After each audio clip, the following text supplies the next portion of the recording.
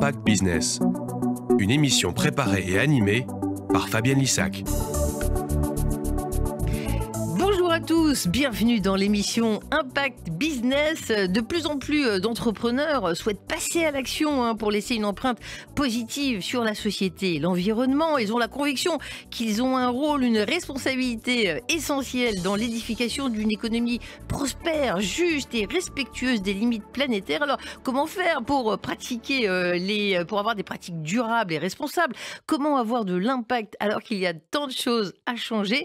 Cette émission vous parle de ces entreprises qui veulent construire une économie robuste et d'intérêt commun. Elle va essayer de vous faire découvrir des solutions qui rendent la planète, le business plus durable, plus profitable et votre quotidien plus responsable.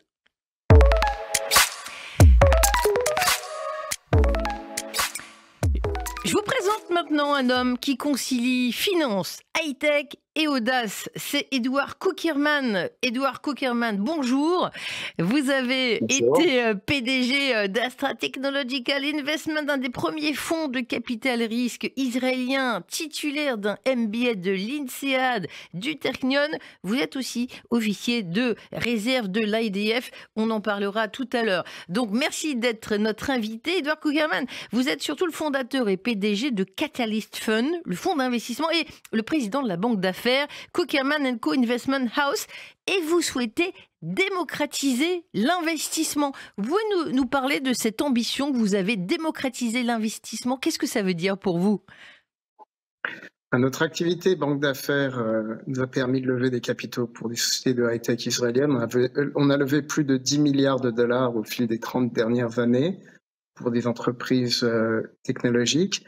Et on a vu durant la période de guerre et en particulier déjà dans la période de Covid qu'il était très difficile pour les entrepreneurs israéliens d'accéder à des investisseurs étrangers, de voyager et d'accueillir des investisseurs étrangers durant cette période difficile. Donc on a créé un site qui s'appelle Catalyst Investors Club et qui permet à tous les investisseurs du monde entier d'accéder à un deal flow local, ou en tout cas en Israël en particulier, où on présente des entreprises sous forme d'une vidéo, c'est un peu semblable à Netflix, sauf que c'est des vidéos d'1 minute et demie. On a à l'heure actuelle 300 vidéos de sociétés principalement israéliennes, qui sont des sociétés plutôt mûres, qui ont une technologie qui est disruptive et qui permettent à des investisseurs individuels de co-investir avec des venture capital qui ont été des leads dans des entreprises de qualité en Israël et qui invitent à des investisseurs internationaux donc de co-investir au sein d'entreprises israéliennes qui ont été backées par des venture capitalists leader sur le marché israélien et international. C'est vrai que quand on arrive sur votre plateforme très moderne, ça ressemble, on a l'impression d'arriver sur Netflix, et puis on va pouvoir choisir la société dans laquelle on croit ou lesquelles. Et quelle société, faut quand même rappeler que vous avez été à l'œuvre dans l'opération Mobileye, l'une des plus magnifiques transactions Mobileye rachetée à Intel, société qui concerne la voiture autonome. Voilà, quel type de société? Prenons un exemple. Vous pouvez nous parler d'une société qui serait un actif intéressant dans lequel investir? Typiquement, notre fonds Catalyst, depuis plus de 25 ans, investit dans des entreprises mûres. Donc pas des startups en amorçage, mais des entreprises qui ont déjà fait leurs preuves. Vous avez mentionné l'exemple de Mobileye, qui était devenu le leader mondial avec une caméra installée dans les voitures pour offrir une solution de autonomous driving. Mais quand vous regardez par exemple notre portefeuille, le dernier fonds, 50% de notre portefeuille a été coté au Nasdaq. Donc c'est des entreprises qui ont typiquement plus de 10 ans d'âge, qui ont déjà un certain revenu et qui représentent un risque plus faible pour les investisseurs. Donc on a mis en avant dans la plateforme de Catalyst Investors Club des entreprises dans lesquelles on a nous-mêmes décidé d'investir et qui ont un niveau de risque qui est moindre. Une des sociétés, par exemple, dans laquelle on a décidé d'investir récemment, c'est la société Sivan Laser, qui est une société qui a une technologie qui a été utilisée notamment par le Iron Dome en Israël pour, grâce à une technologie de laser, de neutraliser des drones et des roquettes Vous savez que pour neutraliser un drone, jusqu'à présent, l'armée israélienne utilisait des missiles du Iron Dome et ça coûtait en moyenne 100 000 $ pour détruire un drone ou un missile. Avec la technologie de laser, qui est vraiment révolutionnaire, on arrive à faire ça avec un coût qui est inférieur à 5 $ chaque fois qu'on l'utilise. C'est le coût de l'énergie. En plus, c'est fait en temps réel. Donc, c'est une illustration d'entreprise qui est pour nous à la fois disruptive, qui a vraiment une technologie innovante qui amorce, qui permet de développer un marché qui est extraordinaire en termes de taille, mais qui en même temps a un impact, puisque en l'occurrence, pour la sécurité des citoyens israéliens, la technologie de Sivan est une technologie qui chamboule les donnes au sein du système de défense du pays. Et vous êtes également auteur de livres sur le bouclier technologique de l'innovation Israël Valley.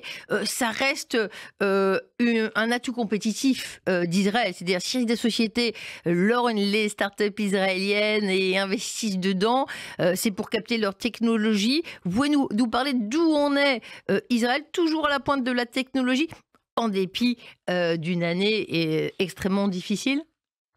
D'abord, j'avais coécrit le livre avec le professeur Daniel Roache, avec lequel on a également traduit le livre Israël Valley dans différents pays.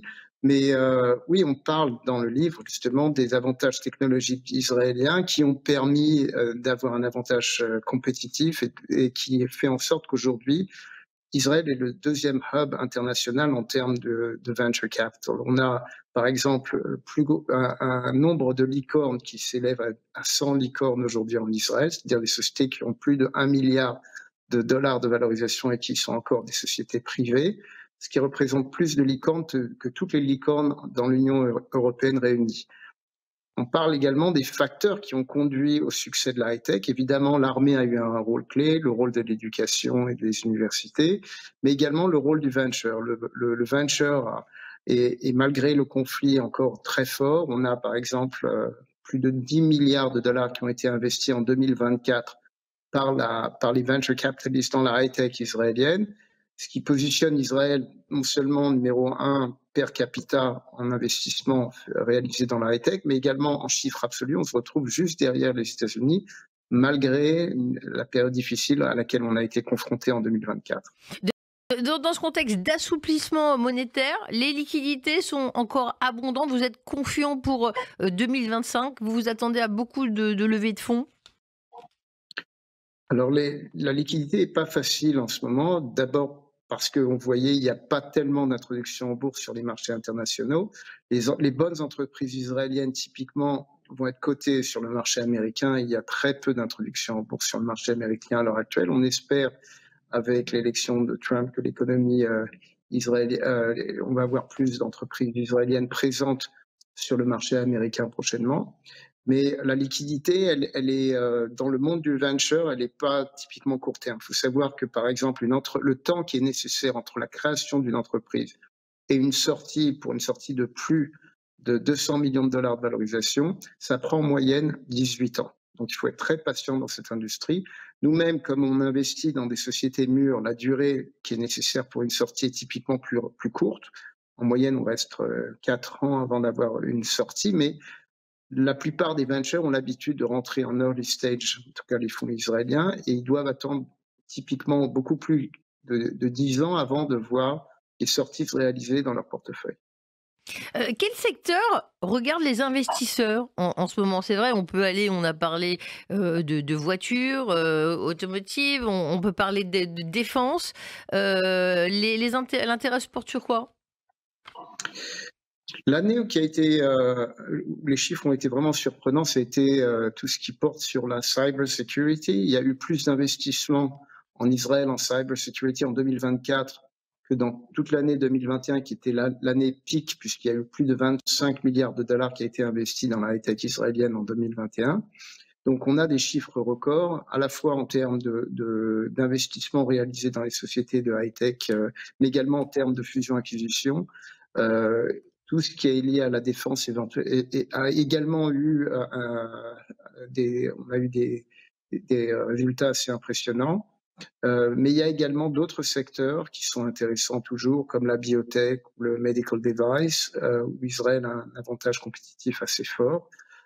Évidemment, vous avez mentionné le secteur de, par exemple, tout ce qui est automotive, il y a tout ce qui est electric vehicle. C'est un domaine où les Israéliens apportent des technologies innovantes. On a investi par une société qui s'appelle Adionics, qui a été d'ailleurs backé par des acteurs comme General Motors et Volkswagen. Ce sont des entreprises qui ont un impact dans l'industrie de l'automobile et des voitures électriques. Mais il y a évidemment tout ce qui est lié au secteur du AI, parce que le AI attire énormément de capitaux internationaux. C'est le secteur qui bouleverse tellement d'industries qu'aujourd'hui on voit un mouvement très fort d'investisseurs internationaux investir en Israël dans le secteur du AI. Je reviens sur votre plateforme parce qu'elle est quand même sacrément innovante. On en voit quelques illustrations effectivement à l'antenne. Et alors, à qui ça s'adresse? Voilà, il faut quand même avoir quoi? 250 000 euros à investir, c'est pas un individu tout un chacun comme moi, ce sont des qui investit, encore quelques petits détails sur les profils des personnes que cela intéresse. Alors, cette plateforme est destinée à des investisseurs privés qu'on appelle accredited investors. Et selon les pays où se trouvent les investisseurs, la définition, elle évolue, puisque pour un investisseur européen, américain, brésilien ou australien, la norme, elle change. On adapte, disons, la plateforme à la nationalité de l'investisseur pour vérifier qu'il répond aux exigences de la réglementation locale. Effectivement, ça peut varier entre 250 000 euros de capitaux disponibles à parfois plus ou parfois moins selon le pays. En l'occurrence, on invite des investisseurs de rentrer dans les entreprises uniquement lorsque ces entreprises ont eu le backing d'un venture fund. Et donc, on n'investit pas dans des sociétés qui n'ont pas été validées, étudiées, où il n'y a pas un due diligence qui a été réalisé. Et ça offre un avantage par rapport à la plupart des entreprises qui lèvent des capitaux sur des plateformes concurrentes qui sont typiquement des entreprises d'amorçage. Là, il s'agit de sociétés mûres qui ont déjà une taille critique et qui ont été backées par des professionnels. Et ça permet à un individu qui a la possibilité d'avoir une position qui n'est pas liquide, donc il faut être prudent, il faut comprendre qu'il y a un risque également, même si les sociétés sont plus mûres, il y a toujours un risque quand on investit dans une société privée où il n'y a pas de liquidité assurée. Mais quand même, ça permet à des investisseurs individuels de rentrer dans des entreprises qui, jusqu'à présent, étaient offertes exclusivement au monde du venture. On change de sujet, puisque vous avez également cette casquette très capée dans le secteur de la défense. Vous avez, pour Tsahal, été impliqué dans des négociations. On est dans ce contexte, en ce début d'année, où on espère le meilleur et que les otages israéliens sortent le vivant pour la plus grande majorité. Vous pouvez nous faire un petit commentaire? Ça évolue chaque jour, mais c'est un sujet terrible. En termes de négociation, j'ose pas imaginer la délicatesse, la difficulté pour ceux qui sont allés à la table des négociations, hein. C'est une négociation qui est très difficile parce que malgré la pression internationale qui a été faite, finalement c'est le frère de Yahya Sinwar qui décide de tout et qu'aujourd'hui on le voit qu'il est très difficile, et on l'a vu depuis longtemps, mais enfin qu'il est très difficile de passer un accord avec le Hamas qui est une organisation terroriste qui a montré ce qu'il était capable de faire le 7 octobre. Et ce qui les importe, c'est pas la vie des Palestiniens à Gaza, c'est pas la vie évidemment des otages, c'est l'intérêt des leaders du Hamas, c'est l'intérêt du Hamas pour que le Hamas survive à ce conflit. Notre ambition, c'est de voir l'ensemble des otages libérés, et donc la pression continuera pour d'abord mettre en application l'accord signé et en même temps de s'assurer la libération de l'ensemble des otages. On a une année quand même, une année et demie difficile. On espère que 2025 sera une année avec beaucoup d'opportunités. On a également beaucoup d'espoir sur le nouveau leadership au Liban. Et on espère qu'avec la nomination de Trump, on espère qu'il y aura des accords régionaux qui pourront être mis en place pour permettre de voir une coopération militaire stratégique avec des pays sunnites modérés, et surtout pour faire face aux risques associés à l'Iran, qui est toujours un risque qui pèse toujours sur notre région et sur l'ensemble des pays occidentaux. Merci beaucoup, Edouard Cukierman. Vous êtes un acteur clé de l'innovation. Vous connaissez bien le secteur de la défense. C'est pourquoi on a fait ce petit pas de côté. Mais on revient à la finance. Et merci encore d'avoir été dans cette émission Impact Business. Et oui, vous avez de l'impact partout où vous intervenez, Edouard Cukierman. Et moi, je vais faire comme vous ce soir. Au lieu de regarder Netflix, faites comme moi. Allez sur le site de Catalyst Fund, qui est le Netflix de la finance, avec des belles sociétés, plein d'avenir. Merci pour cet entretien. Merci à vous.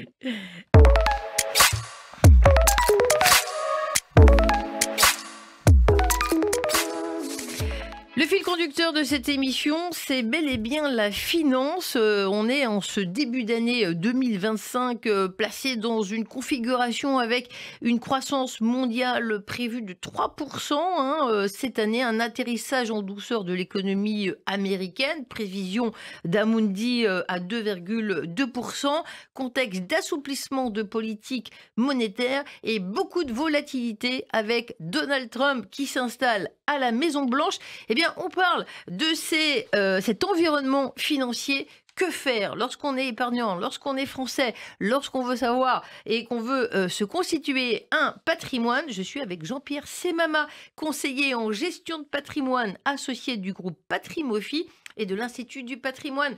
Jean-Pierre Semama, bonjour. Bonjour Fabienne. Merci d'être notre invité. Je le disais, c'est cet environnement en début d'année 2025 qui est marqué par beaucoup d'incertitudes.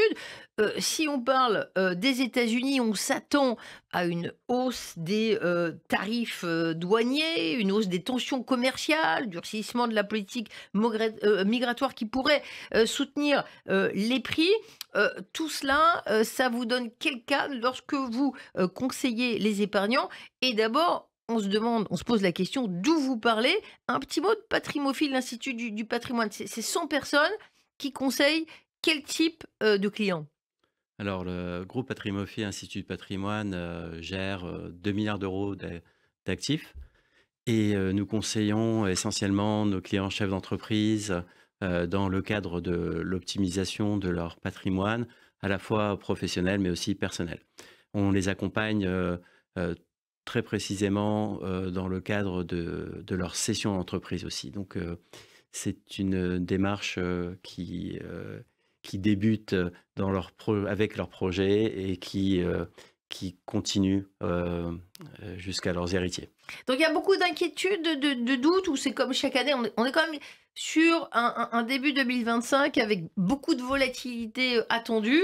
On peut parler de l'Europe aussi, quand on a une croissance très faible en France et en Allemagne, les deux moteurs de l'économie européenne, ça veut dire qu'il faut chercher le momentum, hein. Alors, le momentum est effectivement à rechercher. Vous parlez mieux latin que moi, momentum. Alors, je ne sais pas si c'est latin ou anglais, mais en fait, le momentum, c'est les opportunités. Si on parle d'opportunités, un seul mot vous vient à l'esprit, c'est États-Unis. C'est souvent de là où tout part. Ce qui est rassurant, c'est que pour nous, l'économie américaine se porte très bien. Vous avez 3% de croissance aux États-Unis. Une dynamique des résultats qui est très forte, avec une prépondérance du secteur technologique qui n'est plus seulement isolé sur les principales valeurs identifiées, comme maintenant on connaît déjà les principales. Aujourd'hui, on rajoute encore d'autres sociétés. Les anagrammes continue. Aujourd'hui, on est à Batman. C'est-à-dire qu'on a rajouté, je ne sais pas si vous vous souvenez des Magnificent Seven. Oui, les 7 magnifiques, ça voilà, maintenant ils sont 8. Google, Amazon, vous rajoutez qui? Broadcom. Donc, qui permet de faire ce jeu de mots assez sympathique. Aujourd'hui, les États-Unis avec l'élection de Trump, vont continuer à bien performer. Donc on est rassuré sur la capacité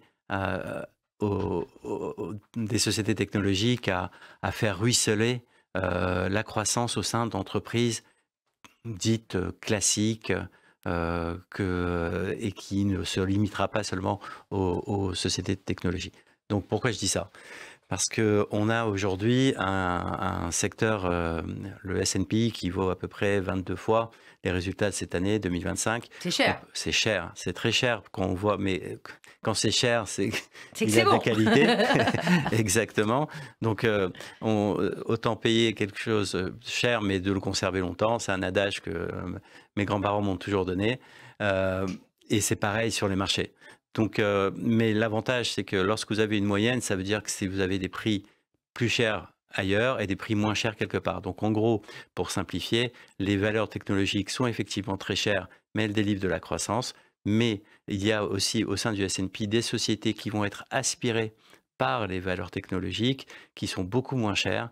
Et figurez-vous que ce sont des sociétés qui sont très réputées, et c'est principalement des banques, des sociétés pharmaceutiques. On peut en citer un petit peu? Vous nous faites saliver là. Non, mais on a déjà vu les bons résultats des banques américaines qui ont très bien performé, et ça devrait se poursuivre sur l'ensemble du spectre. Maintenant, est-ce que l'Europe est à négliger? Non, pas du tout, puisque on le voit, il y a dans le passé, il y a toujours eu une resynchronisation de l'économie européenne et l'économie française en particulier. On est quand même le 2e pays européen, le 7e pays mondial, et on a des industries qui sont phares. Donc, je n'ai pas d'inquiétude sur la France. Elle a très mal performé malheureusement au niveau de son indice cette année. Ça s'explique. Les taux étaient très élevés, les craintes d'inflation, la dissolution n'a pas aidé. Aujourd'hui, les choses ne vont pas forcément mieux, mais les valorisations, elles, reflètent la situation actuelle. Donc, est-ce que effectivement, on peut savoir quelle classe d'actifs on peut privilégier cette année? On commence pas mal à parler de produits structurés en ce début 2025. J'ai vu que le groupe Interinvest, extrêmement performant, innovant, et spécialiste du Girardin, avec un PER bancaire, se lance également dans les produits structurés. J'espère que vous le vendez également. C'est intéressant. Écoutez, les produits structurés font partie essentielle de nos recommandations patrimoniales. Pour revenir sur la gestion de patrimoine, c'est essentiellement aider nos clients à investir de manière sereine, quelles que soient les tendances du marché. Donc, quels sont les moyens de le faire? C'est de réfléchir à des solutions qui sont sur mesure, et les produits structurés correspondent à ces solutions-là. Les produits structurés, c'est un ensemble de solutions intégrées qui vous permettent d'être protégés en capital, jusqu'à 100% de capital, sur une durée pouvant aller jusqu'à 10 ans, et qui vous permettent de générer des rendements qui soient très raisonnables, entre 5 et 10% en fonction de votre niveau de risque.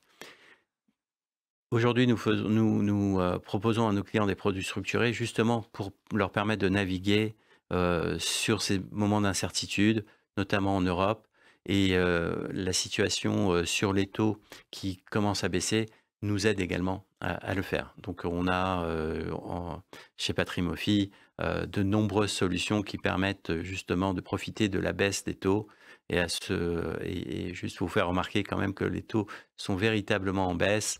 On est assez confiant sur la réduction de l'inflation et de la continuité de ce mouvement. Donc, positif. Investir dans les fonds de private equity, une bonne idée également? Extraordinaire idée, j'en suis fan.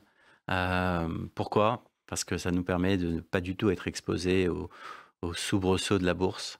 Comme disait votre interlocuteur juste Edouard Cockerman, ouais. Edouard Cockerman juste avant, c'est un investissement sur le long terme, en plus d'accompagner des projets qui sont concrets, des sociétés qui sont déjà rentables.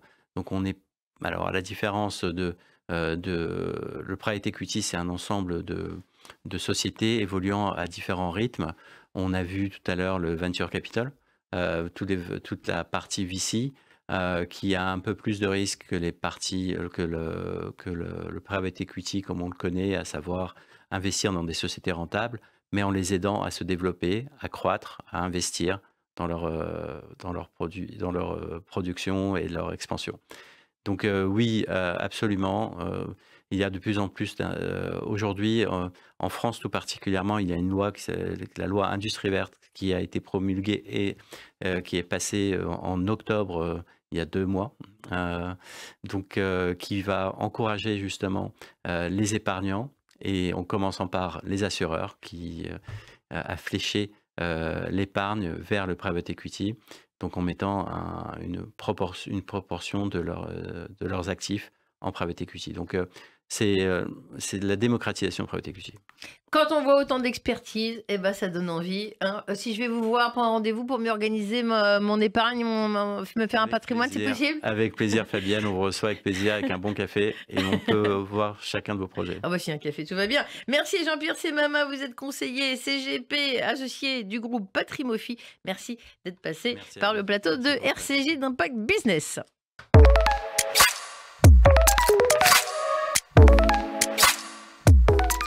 Le chiffre du mois, c'est 2,3 degrés. Et oui, la Méditerranée est-elle condamnée? On peut se poser la question. La situation est alarmante. Ça dépend des dirigeants, ça dépend de nous. C'est ce que disent les experts du Plan Bleu. C'est une association française créée sous l'égide du programme des Nations Unies pour l'environnement. Et ils nous disent, avec ce rapport qui vient de sortir en janvier, que la situation pour la Méditerranée, mer et région, sera d'ici 2050 bien plus grave qu'aujourd'hui. C'est la conclusion de cet exercice de prospective réalisé par une centaine d'experts pendant 4 ans. Dans ce cadre a eu lieu l'audition d'une 50aine de personnalités, le prince Albert de Monaco, le prix Nobel de la paix tunisien Ahmed Galaï. But de l'opération, proposer aux 520 millions d'habitants des pays du pourtour méditerranéen 6 visions possibles de leur avenir en 2050, de la plus noire à la plus optimiste. Eh bien, d'après Jacques Teist, co-directeur de l'étude sur le plan du climat, cette région se réchauffe beaucoup plus vite que la moyenne du globe. C'est une hausse des températures de 2,3 degrés qui est prévue et une augmentation du niveau de la mer de 40 cm d'ici à 2050. Et oui, la Méditerranée, c'est la mer la plus polluée par les plastiques et la plus surexploitée en termes de pêche. Il faut se pencher sur ce sujet. En décembre a eu lieu une rencontre exceptionnelle à Paris entre des leaders français, 16 startups israéliennes, des Climate Tech. C'était organisé sous l'égide de Yossi Dan, un cofondateur et CEO de Challengy Lab dédié à l'innovation. Donc 16 startups sélectionnées par 5 industriels, Bouygues Construction, Colas, Aegis, Equans, Saint-Gobain. Alors pourquoi un sommet sur la Climate Tech avec des entreprises françaises et israéliennes? Tout simplement parce que une start-up sur 5 en Israël travaille dans le domaine des technologies climatiques. Parmi les sociétés invitées, Criateria, Elsewhere, Eva Green Tech, Funpressor, j'en passe. Coup de projecteur sur l'une d'elles, SolCold. Si je vous dis le soleil pourrait devenir une source intarissable de fraîcheur, vous pensez que c'est un oxymore, la rencontre de deux contraires. Eh bien non, c'est vrai. SolCold a développé un système qui permet de refroidir les surfaces surchauffées de l'espace public, comme les toits des bâtiments, les voitures, même les avions, grâce à la chaleur du soleil. Et oui, SolCold pompe l'énergie solaire et l'utilise pour rafraîchir la surface revêtie et fait baisser la température de 15 degrés à 20 degrés. C'est un film souple fabriqué qui fait à peine 0,1 mm d'épaisseur. Alors, à quoi ça sert? Je vous donne un exemple. Imaginez la scène, un enfant oublié sur le siège arrière d'une voiture en plein soleil. C'est terrible. Doté d'un revêtement SolCold, l'espérance de vie est 12 heures, alors que dans une voiture sans revêtement, elle n'est malheureusement que d'une demi-heure. Donc bien sûr, il ne faut jamais oublier ses enfants. Je vous propose d'écouter Yaron Chenaf. Je ne sais pas combien il a d'enfants, mais en tout cas, il est CEO et cofondateur de SolCold. Ce que l'on fait, c'est qu'on conçoit et on développe une solution de revêtement, de refroidissement nanotechnologique. C'est un produit très simple, comme un autocollant avec des nanoparticules à l'intérieur. Ce qui est unique, c'est qu'une fois que c'est appliqué, dehors, c'est exposé au soleil, au ciel, cela génère sans aucune consommation d'énergie, environ 171 puissance de refroidissement, ce qui signifie que la température des matériaux ou de ce qui se trouve en dessous aura été abaissée beaucoup plus qu'une autre surface le ferait. Cela va donner une température inférieure à l'air libre et aussi une température plus basse qu'à l'ombre. On a commencé à l'université hébraïque de Jérusalem avec mon ami professeur de physique. On a débuté avec une technique niche en physique qui s'appelle le refroidissement par laser et on l'a modifié pour que cela soit déclenché par les rayons du soleil. 28 personnes travaillent pour nous avec beaucoup de doctorants dans l'équipe, revêtements de différentes couleurs. On vend aux gérants d'immeubles, d'entreprises et on cible l'Europe du Sud. On a déjà des projets en France, en Espagne, en Amérique du Sud, au Mexique, en Asie du Sud-Est. Et il faut noter que c'est vraiment une technologie éco-friendly. Il y a d'autres sociétés qui proposent des solutions de refroidissement, de revêtement et de réflexion. Pour réduire la température, la différence, c'est qu'on est bien plus froid et tout cela est fait sans consommer d'énergie. Et j'ai rencontré un autre start-upper, il a de l'expérience, c'est le patron fondateur de Elinclair. Vous savez que dans le transport, la mobilité, Israël est très en avant. On a parlé tout à l'heure de Mobileye pour les voitures. Si on parle d'électrique, il n'y a pas seulement les voitures qui sont concernées. Elinclair a mis au point un système pour les bus électriques, notamment. Je vous propose d'écouter son patron, Gad Yaran, c'est tout de suite. Elinclair promet le transport du futur que les smart cities vont utiliser au lieu du rail et du métro, car les lignes de bus électriques à haut niveau de service sont sans conducteur, beaucoup moins chères, plus faciles à construire. Au lieu de perturber la ville pendant 10 ans, cela prend seulement 3 ans pour la construction du réseau et cela permet de transporter autant de gens qu'une ligne de métro classique. Pour promouvoir ce concept, on développe un dispositif automatique de recharge électrique pour les bus. Ainsi, on réduit la taille de la batterie et l'offre est donc moins coûteuse et le bus peut transporter plus de gens. Globalement, c'est donc une offre 15% moins chère et rentable à la place d'une offre aujourd'hui qui n'est pas compétitive. Ça ne fonctionne pas encore sans conducteur car le secteur du transport est très conservateur alors que la technologie est prête. On fait des efforts pour approcher les smart cities et les convaincre qu'on peut transporter plus de monde avec moins de budget, à grande vitesse, sans dépenser des milliards. Les pays européens sont la bonne cible pour cette solution. Si vous êtes connecté, vous pouvez relier ainsi les banlieues aux villes. Cette technologie peut être utilisée dès maintenant pour les bus électriques en ville et pas seulement pour les bus à haut niveau de service. Ils peuvent être chargés en 6 minutes, cela peut réduire le coût d'un bus de 70 000 € et cela peut accroître la capacité de 10 personnes. Donc cette technologie, c'est ce dont on a besoin maintenant. Voilà, c'était Elinclair, un des exemples de ce sujet climatique dont se sont emparés les startups israéliennes et puis des gros groupes français. Il faut savoir que l'autorité israélienne de l'innovation a décidé d'investir plus de 28 millions de dollars dans la création de nouveaux pôles d'innovation régionaux. L'innovation, il y en a dans plusieurs domaines, bien sûr. Desert Tech, Climate Innovation Center, ce sont par exemple 2 centres qui vont être créés à Beersheva dans la région du Negev pour faire progresser les technologies climatiques et l'agriculture du désert. Voilà, on touche à la fin d'Impact Business qui vous a fait découvrir, j'espère, quelques innovations. Et quand ça touche au climat, c'est vital, ça nous concerne tous. Merci de nous avoir suivis, merci à mes invités et n'oubliez pas, l'impact, c'est à la portée de tous.